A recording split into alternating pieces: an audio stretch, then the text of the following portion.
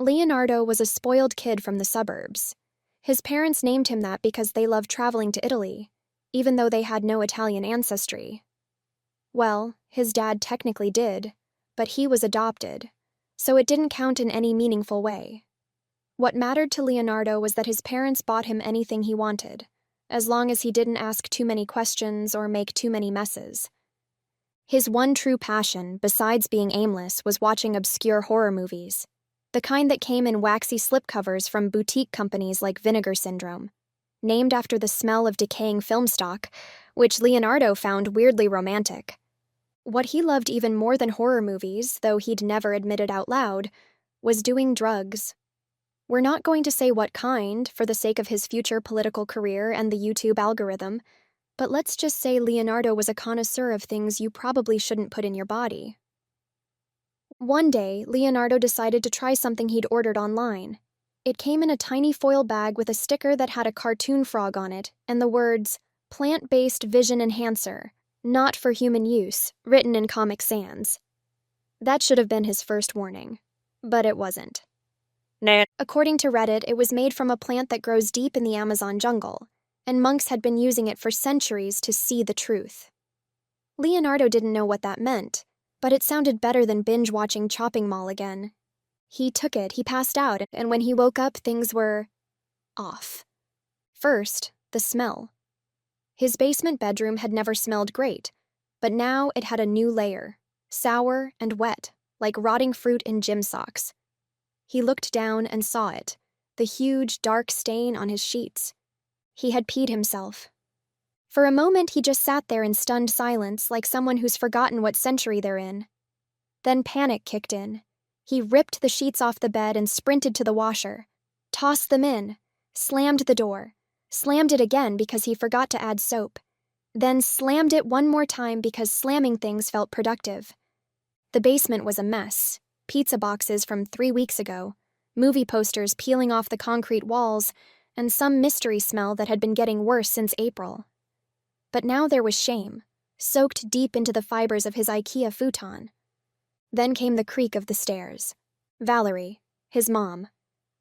"Why are you doing laundry?" she asked, eyebrows arched so high they looked like they wanted to leave her face. "I spilled soda," he said too quickly. "Soda?" "Root beer," he added, trying to sound believable. She gave the room a once-over. "Huh, and you're suddenly cleaning?" He shrugged. She narrowed her eyes and left. He didn't breathe again until the door shut. He figured it was a one-time thing. Weird drug, bad trip, freak accident. But the next night, same thing. He woke up in a cold, soggy puddle of defeat. This time, Valerie didn't just ask questions. "I told you to stay off that crap," she barked. "Now look what happened. You've lost bladder control."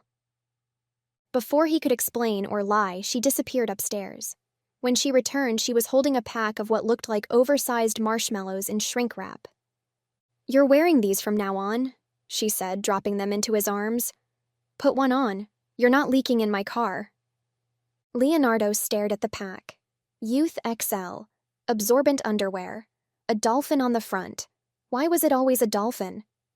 He trudged back to the basement with the dignity of a man sentenced to death by his own choices.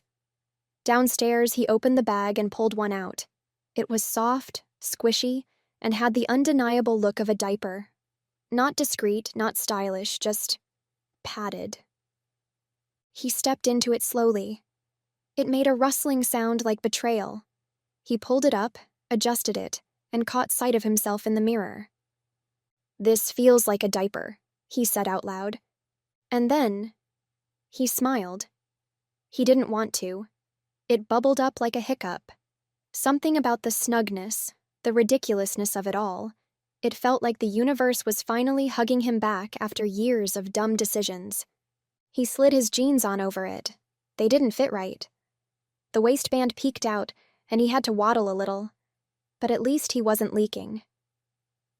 When he got upstairs, Valerie was waiting with her keys. "You put it on?" she asked. Leonardo nodded. "You smile like someone who's just accepted their fate," she said. "I just realized this dolphin's been through more than I have." he replied.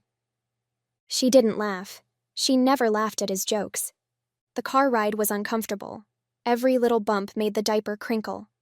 Leonardo kept shifting, trying not to draw attention to it, but his mom noticed. Stop fidgeting.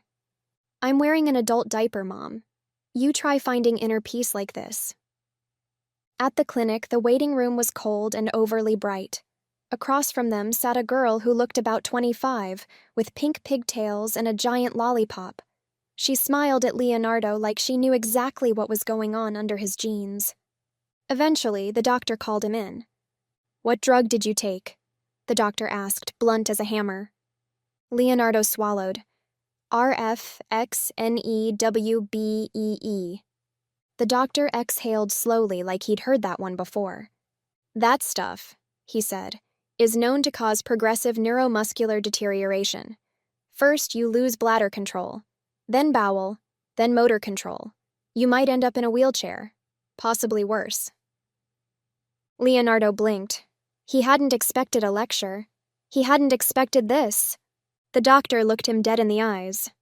What were you thinking? Leonardo didn't answer. He was too busy wondering how long it would take to learn how to sit down without hearing a crinkle. Thank you for tuning in to this edition of Mommy Sarah's Story Time. If you enjoyed the stories, please support the channel by liking and subscribing.